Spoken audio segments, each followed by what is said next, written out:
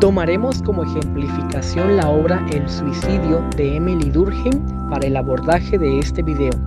Principalmente vamos a revisar lo que es la vinculación entre conceptos y categorías al tratamiento del objeto de estudio.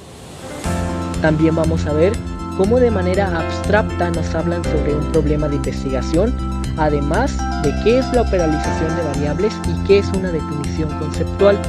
Asimismo, revisaremos la definición de suicidio que propone Durkheim e identificaremos los indicadores que utiliza en sus variables teóricas.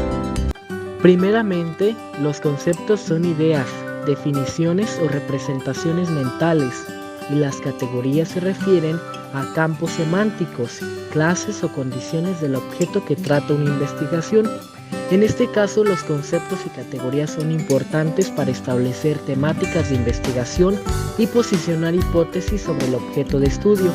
Por ejemplo, en el objeto de estudio de la obra El suicidio se toman en cuenta un conjunto de conceptos para su tratamiento, como lo es el concepto de muerte, decisión, individuo, individual, sociedad, grupos, familia, etc.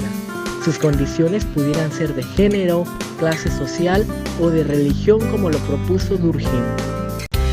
A partir de todas estas ideas conceptuales y categorías se estructura una base teórica que permite alojar al objeto de estudio dentro de una problemática. A pesar de que ya existen otras posturas e incluso otras categorías para abordar el suicidio como objeto de estudio, como algunas investigaciones provenientes de la psicología y de la medicina, el autor que estamos revisando lo que hizo fue alejarse de esas concepciones y también de las de sentido común, ya que podrían existir algunos casos de ambigüedad. Entonces, Durkheim va a plantear una postura desde la ciencia sociológica que refiere a los factores que actúan o afectan sobre un grupo o sociedad, es decir, qué causas impulsan a las personas a cometer el acto de suicidio, y esta es la formulación o planteamiento del problema. La operalización de variables se refiere a un mecanismo por el cual las variables se convierten de abstractas a concretas. En este sentido se observan y se miden empíricamente. Durkheim en esta operalización de variables propone la tasa social de suicidios, que es un instrumento que permite registrar datos cuantificables, o sea, números de los casos de suicidios que se registran en una sociedad por medio de un periodo y número de habitantes.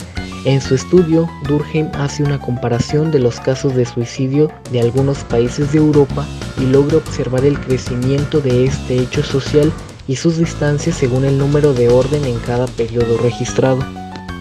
La tasa social de suicidios reconoce dos clases de factores. Los primeros son extrasociales, como los estados psicológicos relacionados con la raza y la herencia, además de las características del ambiente. Por otra parte, los factores sociales que tienen que ver en cómo la sociedad impacta en la persona individual. Aquí pudiera entrar la cohesión social, inclusión, exclusión, discriminación y más.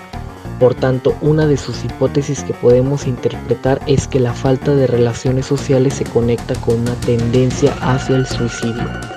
Ahora bien, una definición conceptual es la descripción de una determinada variable.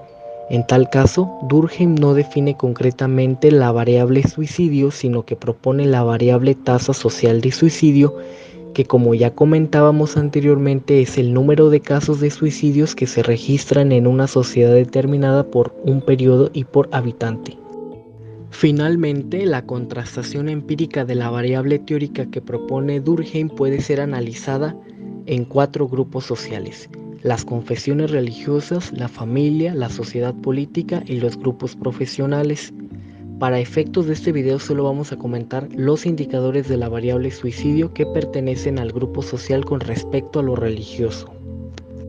Los indicadores son el libre examen, que se refiere a la consulta e interpretación de textos sagrados, la importancia numérica del clero, es decir, el número de sus creyentes, la práctica común de diferentes ritos, esto es en respecto a la constitución del cuerpo de la doctrina religiosa o credo, por ejemplo, la comunión, que es un sacramento o una práctica común de un colectivo, a diferencia de, por ejemplo, la unción de enfermos o del ordenamiento sacerdotal, que no todas las personas participan en estos últimos 2 sacramentos de la religión católica. También tenemos el carácter legal o no de numerosas prescripciones religiosas, por ejemplo, los mandamientos de la ley de Dios, la iglesia y en general todo el establecimiento de normas. Por último, la influencia de la religión en la vida cotidiana.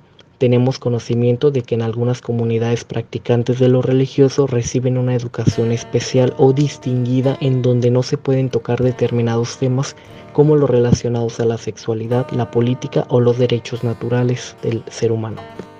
Hasta aquí vamos a dejar este video, espero haya sido comprensible y de interés para todos ustedes.